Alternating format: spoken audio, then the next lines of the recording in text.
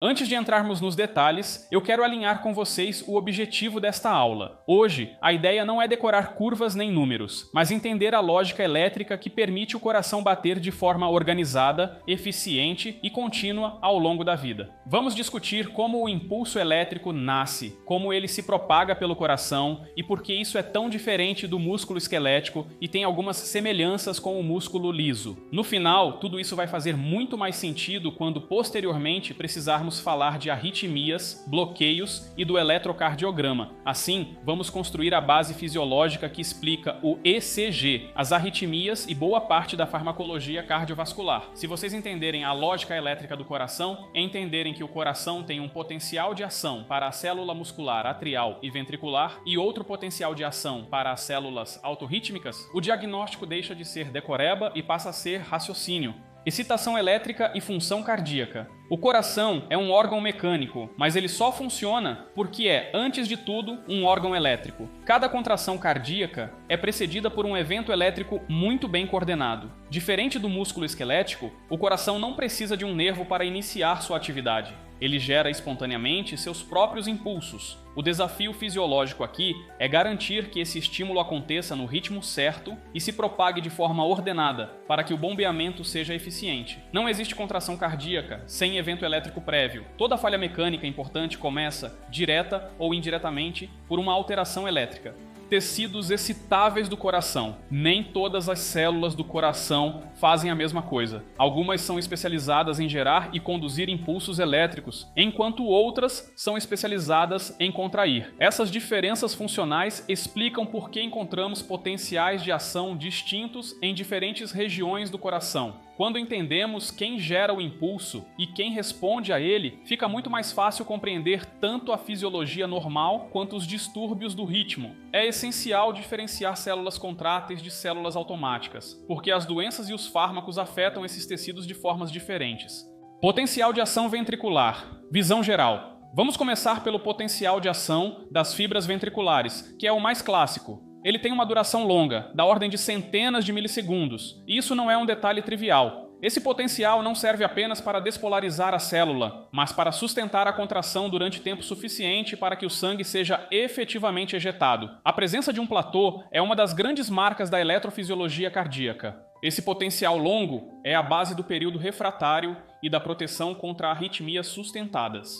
Fases do potencial de ação ventricular. Didaticamente, dividimos esse potencial de ação em fases. A despolarização rápida ocorre pela abertura de canais de sódio. Em seguida, entramos em um período em que a célula não volta imediatamente ao repouso. Isso acontece porque canais de cálcio permanecem abertos, enquanto a saída de potássio é parcialmente reduzida. Só depois disso, ocorre a repolarização completa, com o retorno ao potencial de repouso.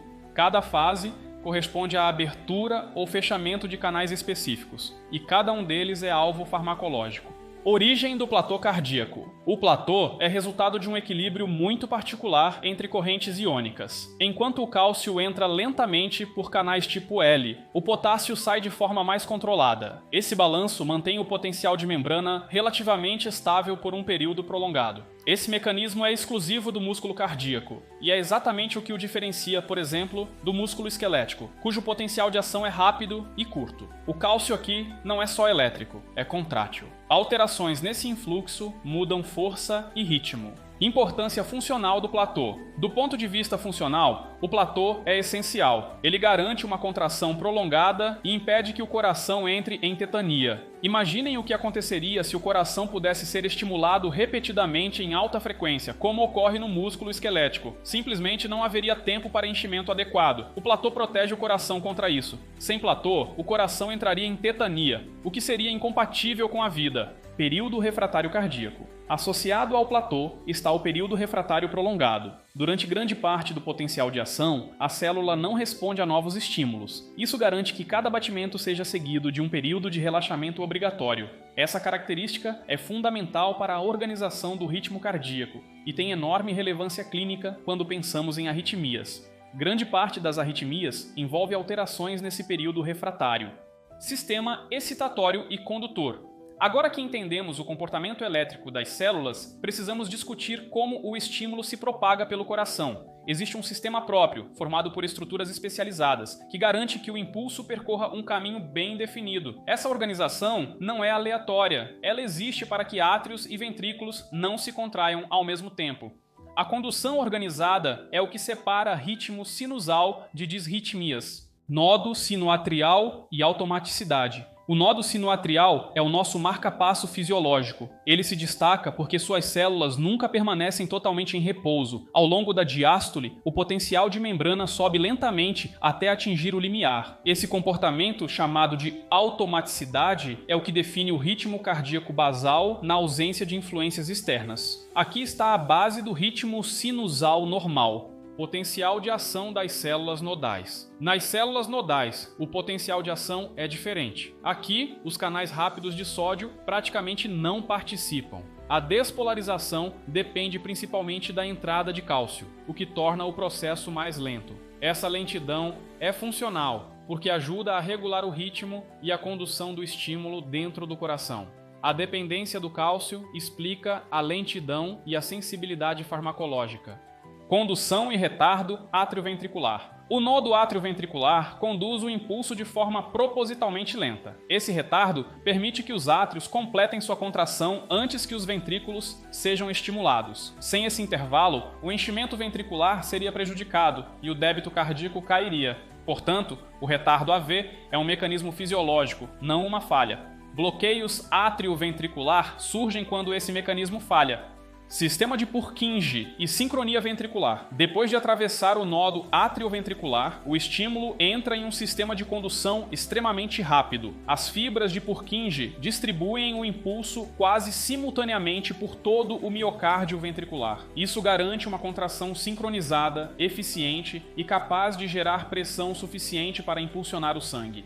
A velocidade de condução aqui garante sincronia ventricular, controle autonômico do coração. Embora o coração seja capaz de gerar seu próprio ritmo, ele é constantemente modulado pelo sistema nervoso autônomo. O parasimpático reduz a frequência e a velocidade de condução, enquanto o simpático faz exatamente o oposto. Esses ajustes finos permitem que o coração se adapte às necessidades metabólicas do organismo. Simpático e parasimpático modulam frequência, condução e força. Integração clínica. Por fim, tudo o que discutimos até aqui não é apenas teórico. Alterações nos canais iônicos, na condução ou no controle autonômico podem levar a arritmias e bloqueios. O eletrocardiograma nada mais é do que o reflexo dessas atividades elétricas na superfície do corpo. Portanto, entender a eletrofisiologia cardíaca é essencial para compreender a clínica. Aqui nasce o raciocínio para ECG, arritmias e farmacologia. Por hoje é só. Se esse conteúdo te ajudou, não esquece de deixar o like, compartilhe com quem também poderá gostar e inscreva-se no canal para não perder os próximos vídeos. Ative o sininho para receber as notificações sempre que sair conteúdo novo. Obrigado por assistir e até o próximo vídeo.